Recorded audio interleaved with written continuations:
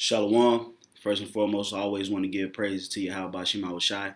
Double honors to the elder apostles at Great Millstone, and peace and safety to the elect that's pushing out this word throughout the four corners of the earth. Okay? All right, now, the title of this video is going to be called Maintaining Your Fire. Okay, and the Spirit just jumped on me. I was watching a couple of videos, being occupied in the Spirit, and, the Spirit hit me to go into basically maintaining your fire. Because, there's certain brothers out there, starting with Apostle Hart on down that's, got their videos rolling. At camp, they putting their hand to the plow at camp. So you want to maintain that fire, man. You don't want that fire to dwindle out, okay? Because once that intensity or that motivation of that fire, it dwindles, okay, then basically the next step is you being cut from the truth, man, okay? So you want to maintain that fire, man. You want to keep it going, man. You want to continually, you want to continue to build upon your spirit, okay? Like building blocks, man. You want to start with the foundation, which is Yahweh Shai, and build on that and continue to come up on a level, man. All right? You don't want to digress or backslide like the scriptures say. So I'm going to start in Revelation chapter 3. Revelation 3. And I'm going to go to, the classic scripture, man. All right, this is Revelation 3 and 15. It says, I know thy works, that thou art neither cold nor hot. I would thou wert cold or hot. So then, because thou art lukewarm, and neither cold nor hot, I will spew thee out of my mouth. Okay? So the scriptures say he would rather you be cold or hot, but because you want to straddle the fence or play both sides of the field, so to speak, the Most High he gonna get rid of you. You worse than a nigga who just cold. Okay? That go for you niggas that came into this thing, man. Okay? Even back in the day, when me in particular, I wasn't around. Okay? But even those dudes from back in the day, from what the elders talk about, One West, and and on down, man. Them dudes that came in and then left, hey man, the Most High gonna deal with y'all, man. Your death is gonna be worse, okay, than a nigga that was cold, man. Okay? The Most High is gonna really jack you up because you now you have no excuse. So that should be an example or a lesson for brothers that's currently in the truth right now to maintain that fire, man. Don't let your fire burn out. Now, essentially, okay, when it's talking about fire, it's talking about your spirit, man. Your spirit has to be on fire, and I'll prove it. Proverbs 20 and 27. Proverbs 20 and 27. Bear with me 1 second.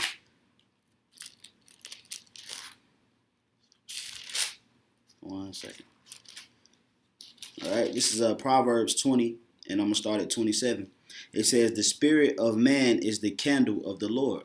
All right, see what it says? The spirit of man is what? The candle of the Lord, meaning your spirit is a flame. Okay? Now, when your spirit is on fire, that means your actual spirit is in the Lord, man. Okay? It says the spirit of man is the candle of the Lord, searching all the inward parts of the belly.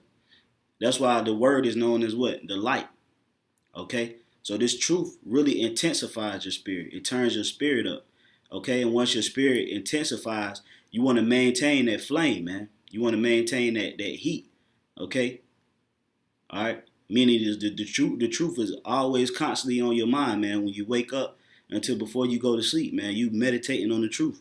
Even while you at work or doing your day-to-day duties, you may be at the house cooking or cleaning, but the truth is still running through your mind, man.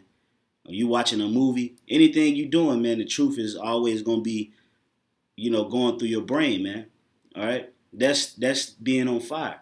Putting your lessons up like Apostle Hart ordered for men in GMS that's been in for 1-2 years or more, having uploading your 2 videos a week. All right? Making sure you studying, reading, praying, okay? Constantly going out to the highways and byways, man, not having an excuse, okay, as to why you can't make it.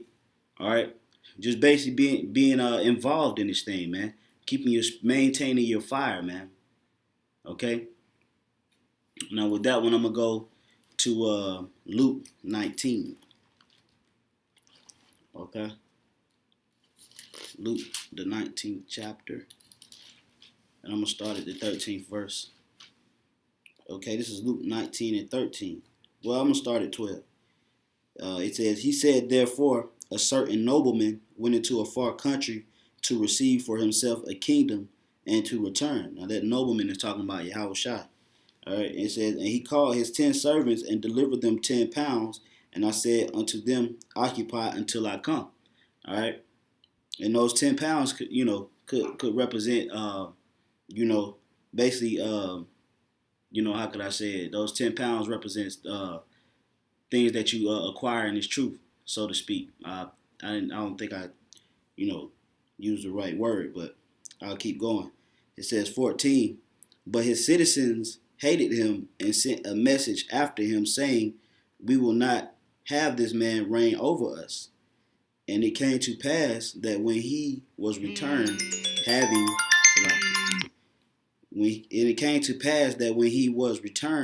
having received the kingdom, then he commanded these servants to be called unto him, to whom he had given the money, that they might know how much every man had gained by trading." All right, so when Yahushua came back, those talents that he left with his servants, he came back to see if anyone basically, added to the talents. Okay, and the talents represent having the spirit of the Lord, this truth, this understanding.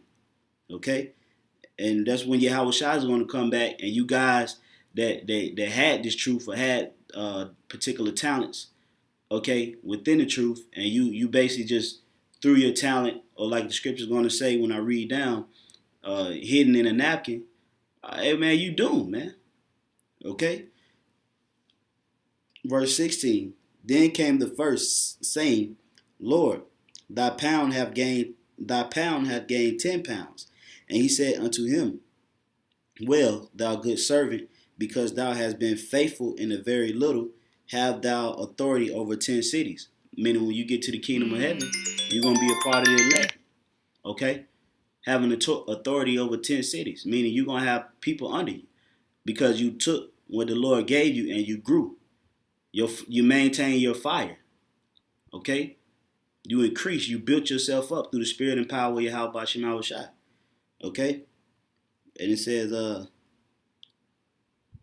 verse 18, "And the second came, saying, Lord, thy pound hath gained 5 pounds. And he said likewise to him, Be thou also over 5 cities. And another came, saying, Lord, behold, here is thy pound, which I have kept laid up in a napkin." So this servant here, he didn't do anything with what the Lord gave him. Okay? Now you got to understand, this parable is for men that's in the truth. All right? So this happening right now as well, man. Okay? It says, "And another came, saying, Lord, behold, here is thy pound, which I have kept laid up in a napkin. For I feared thee, because thou art an austere man. Thou takest up that thou laidest not down, and reapest that thou didst not sow. And he saith unto him, Out of thine own mouth will I judge thee, thou wicked servant. Thou knowest that I was an austere man, taking up that I laid not down, and reaping that I did not sow. Wherefore then gavest not thou my money into the bank?" Meaning you didn't make investments, man. You didn't make spiritual investments in this thing, man. Okay? You have to make certain sacrifices in order to grow in this truth as well, man. Certain things in this world, you have to let it go. If not all things. You have to let it go, man.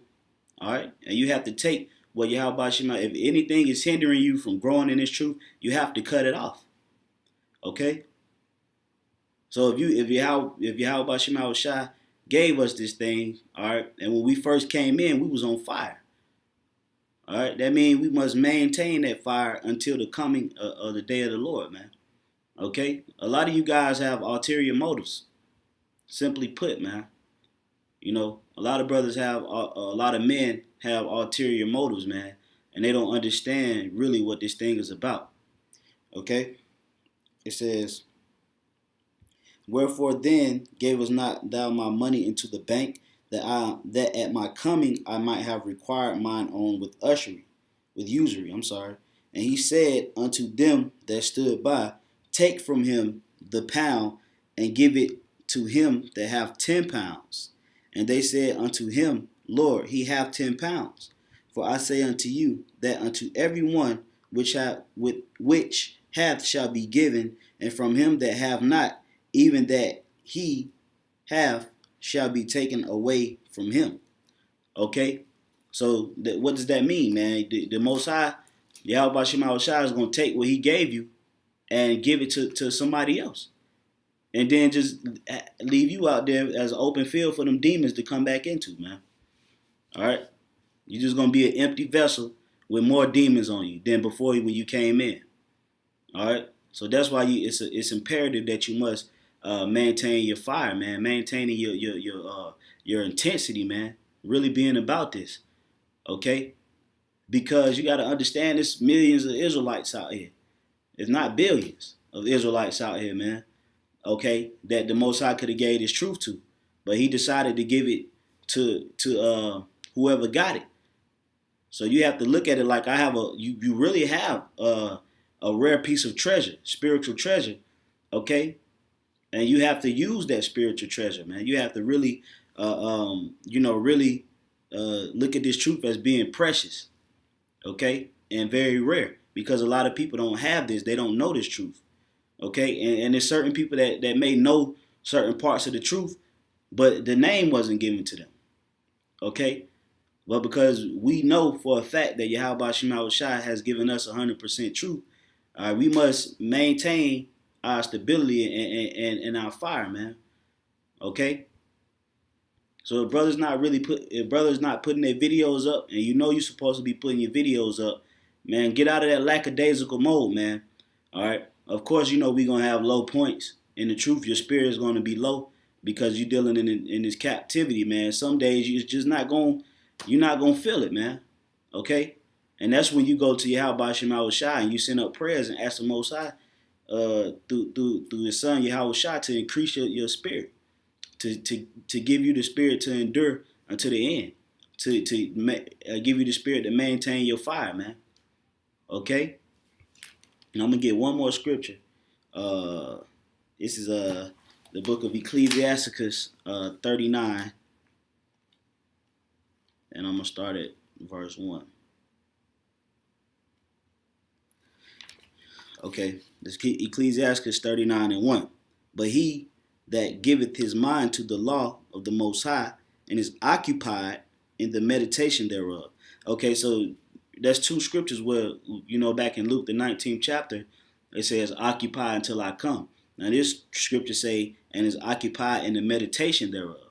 So you have to occupy yourself, man. You can't just think you didn't reach the level in the truth to where you don't have to be necessarily as involved as the next brother. Okay? This truth is always, it's ever learning. All right? If you're not going to reach some point in the truth where you say you have, completed, the learning process of the truth of being an Israelite, man, there's all kind of secrets to be revealed, man. So you have to continue to build on your spirit. All right? You have to continue to tap into the spirit of Yahweh Shema Shai. You have to be occupied in the spirit, man.